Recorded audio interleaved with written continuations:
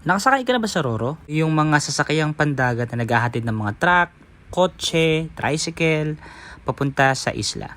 Kasama na syempre ang mga pasahero. Tara at silipin natin ang loob ng Roro vessel na ito na bumabiyahe mula Real papunta ng Polillo Island and vice versa.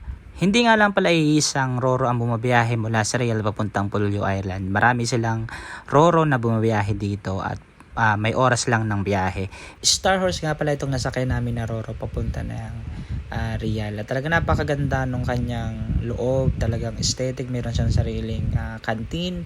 First time nga lang pala namin makasakay ng Roro dahil nung unang bumabiyahe kami, wala pang ganito kalalaking barko. Napakaaliwala sa loob. Nandito nga pala kami sa second floor ng Roro kasi yung nasa baba ay engine at saka yung mga lalagyan ng mga truck, ng mga tricycle at mga motor. Sa wari ko nga, ang bilang ko ay hanggang 3 palapag itong Roro na sinakyan namin.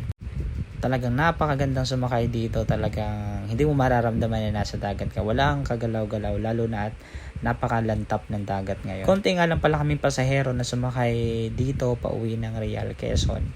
Talagang sulit na sulit yung pamasyal namin sa Polillo Island. Alam mo ba ang ibig sabihin ng Roro ay roll on, roll off? I-google mo na lang. Ngayon ko lang din nalaman. Papakita ko nga pala sa inyo yung pinuntahan naming beach sa susunod kong vlog. Yun lamang at maraming salamat.